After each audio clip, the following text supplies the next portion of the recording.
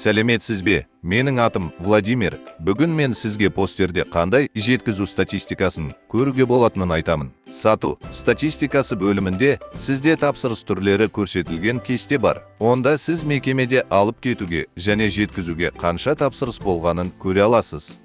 Сіз сондай-ақ осы тапсырыстар мен айналымдардың жалпы санының пайызын көре аласыз. Егер сіз қандай тағам санаттары жақсы жеткізілетінін және қайсысы мекемеге баратынын түсінгіңіз келсе, санат статистикасы бетін ашып, санат атауын басыңыз. Беттің төменгі жағында тапсырыс түрлері бойынша графикті көресіз. Чектер статистикасы бөлімінде барлық чектерді тапсырыс түрлері бойынша сүзуге болады. Мысалы, жеткізу.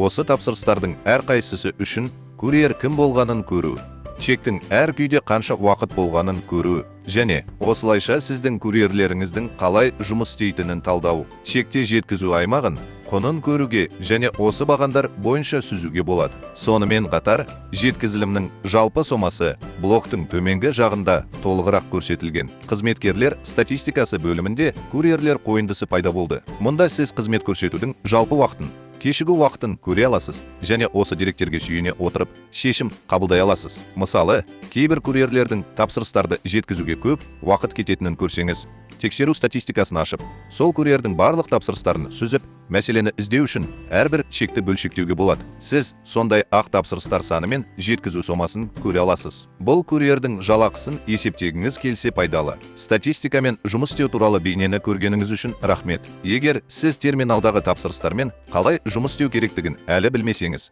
мына бейнені қараңыз. Ал сіздің мекемеңізге арналған постерді жақсырақ теңшеу үшін жеткізу параметрлері туралы бейнені қараңыз. Бар жақсылықты тілеймін.